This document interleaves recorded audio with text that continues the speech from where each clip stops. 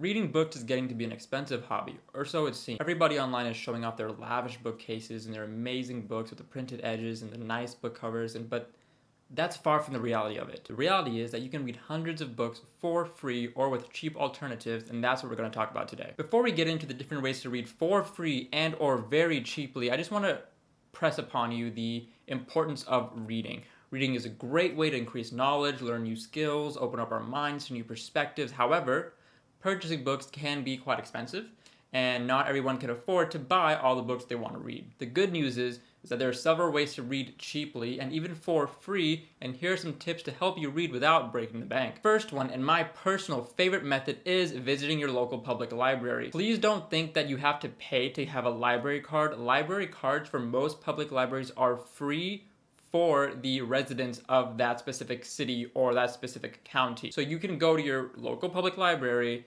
show them your ID, and you can get a free public library card. And quite a lot of public libraries nowadays don't just let you rent 5 or 6 books. My public library has up to a 40 book or 40 item limit. That's crazy. You can also request books that aren't available in your public library, and they can get it in from a different library for you. A lot of public libraries start auto-renewing things now, which is really, really cool. So you don't have to just read a book in the 2-week time or the 3-week time that they have it. If you somehow just couldn't finish that book in those 3 weeks, but you know you still want it, you can auto-renew it and you can just keep reading it as long as nobody else has it on hold. Visiting a public library is amazing if you want to read books for free. That is tip number 1. Tip number 2 is to buy secondhand copies instead of first edition copies or the newly printed copies or copies at a bookstore like Barnes & Nobles or things like that. If you go to Half Price Books, if you go to your local bookshop or thrift shop, they'll have a lot of secondhand copies of books that are much, much cheaper for $1 or $2 sometimes, even 50 cents. Like they can be that cheap for amazing books. So if you're someone who doesn't care about the aesthetic of the book, but you just want to read that book and you just want to have that adventure, buying the books secondhand is a great alternative. For example, look at these secondhand books that I have of the Demon King and the Crimson Crown. I actually have the entire Seven Realms series in this format because this is the European covers. But these came from a public library in UK. And you can see their edges are yellow, their edges are worn, but they're amazing. I got them super cheap compared to what they probably would have been priced normally. Now I have the entire set and the European cover. I love it. Next option is to use e-readers like a Kindle or a Nook or just the Kindle app on your phone or your laptop or your iPad, things like that. They're an affordable way to read books, and many ebooks are much cheaper than their print counterparts. Also, Amazon's Kindle Unlimited is a great low-cost way to read tons of books for a decently low monthly cost, but more on that later. If you're the social type of person, or the person who likes meeting new people or making relationships, etc., you could like this next tip. This next tip is attending book swaps. So book swaps are a fun way to get new books without spending any money. You can attend a book swap at your local public library, or a community center, or even at your local bookstore. You can organize your own with your friends, etc. There's tons of ways to do this. And this way you can trade books with each other. You can maybe discover new books that way, maybe meet some new people that way as well. If you've made it this far in the video, thank you so much for listening along and just being with me throughout this video. Before we get into the second half, I just wanted to say I would really appreciate it if you could like, comment, and subscribe if you're new here for more videos like this, more topics like this, and actual books. I promise we actually talk about books here. It's not just tips on reading and things like that. The next tip is reading online. This kind of goes to the e-readers, but it's kind of not. And there's some, quote unquote legal ways to do this. There's some under the table ways to do this. But there's many websites and blogs that offer free reading material, including books, articles, and short stories. And some of the more popular ones include Project Gutenberg, Open Library, and Smashwords. I've actually looked at Open Library before, and they have a really good catalog, which is always growing, and they take donors and they take volunteers to either give books or help transcribe books to an online format. Open Library's mission is to make as many books as possible accessible for free to as many people.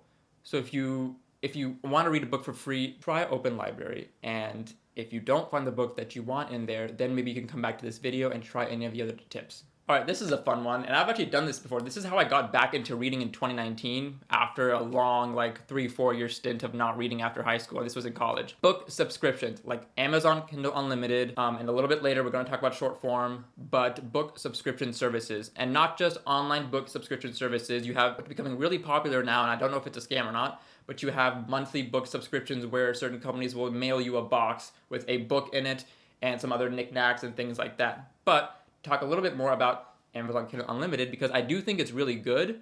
I just think there's some flaws with it. So Amazon Kindle Unlimited is a book subscription service that allows you to access a vast collection of ebooks and audiobooks for a monthly fee. The benefit of this program is that you can read as many books as you want without having to purchase each one individually. No, I am not sponsored, by the way. I'm just saying this because I use it, okay? I'm just giving an example because I'm used it. Hashtag not sponsored. This can be a great way to save money and read more books than you would have been able to otherwise. The downside is that certain books are not on Amazon's Unlimited program, and certain series are only made for the Unlimited program. Books you download while using Unlimited are not available to you if you stop the subscription. I could go on for a whole video about this, so let me know if you'd like that in the future. That sounded like an ad read, but it wasn't an ad read, I promise. It's just, I've used it for like, you know, Amazon Unlimited has like a 3-month free or whatever, free program or whatever it is, so I did that, and that summer, read a ton of books that summer. We can talk about that in a different video. All right, next one, audiobooks is the one thing that I personally don't do. I've done it in the past, but personally I just don't do them, and I'll tell you why in a second. But audiobooks are a great way to read cheaply because they can be borrowed from libraries or purchased for much less than the physical book. They're also a convenient option for people who are always on the go since they can listen to audiobooks while commuting or doing their other tasks. Additionally, audiobooks can be a great option for people with visual impairments or other disabilities that make reading difficult. So the reason why I don't necessarily listen to audiobooks is because I only have so much time in a day to listen to things, and a lot of the times it's either music because I'm a dancer, or secondly, it's podcasts. And I would rather listen to a podcast because I listen to podcasts to learn than I would listen to an audiobook. And so I save my, fantasy books and my reading time with physical books, and I spend my listening time listening to podcasts in order to learn and develop skills and grow and things like that. But that's kind of how I have the distinction, because if I listen to audiobooks, I would just literally never listen to a podcast. And so in order to force myself to listen to more podcasts and use my free time when I'm driving or I'm at work, I use that time to listen to podcasts instead. So I hope that made sense a little bit. If you're like me, maybe that method works for you, but I would recommend audiobooks. A lot of people love them. A lot of people at my work and my colleagues use audiobooks. You can find them on Spotify too, to an extent. They're a great way to get books into your life. I can also go on an entire video about audiobooks and why listening is great for you, but we'll save that for a different video. Lastly is absorbing books in short form ways.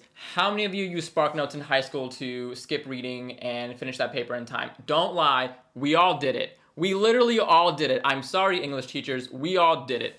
But if you don't have time to read full books, or if you're not interested in reading an entire book for the first or subsequent time, using a platform like Shortform or SparkNotes or asking at ChatGPT for the summary and key points of a novel may be more your speed. This way, you can glean the lessons, tips, advice, or information from the book without spending the hours you need to read it. And I fully support this. Initially, I didn't, right? I was never someone who was like, oh, you shouldn't look up summaries for the book. You should read the entire book because you should have that experience of reading the details and all that stuff. But to be honest, as I've obviously gotten older and my time has been more constricted with other things, you should do whatever you can to get what you want from that book without having to spend so much time reading it. It's the same with audiobooks. You can listen to it on 1.5 or 2x speed instead of 1.0 speed. So please don't let anybody make you ever feel bad for using things like Shortform, ChatGPT, SparkNotes to lessen the time gap between starting a book and finishing a book, or the time gap between I don't know what this is about and now I have the knowledge. Lessen that time gap as much as possible and use things like this for it. So in conclusion, reading does not have to be an expensive hobby. By using these tips, you can read all these books you want without breaking the bank. So head to your local library, buy some secondhand books, or invest in an e-reader and start reading today. And come back here and tell me what you're reading, because I'm always interested in what you're reading. And that's all we talk about here is what you're reading, what I'm reading, and how we can all read together, read more, and have a better life doing it. That being said, thank you for joining me here. I appreciate you all. Leave a like, subscribe, and comment down below what you're currently reading. I will talk to you guys later.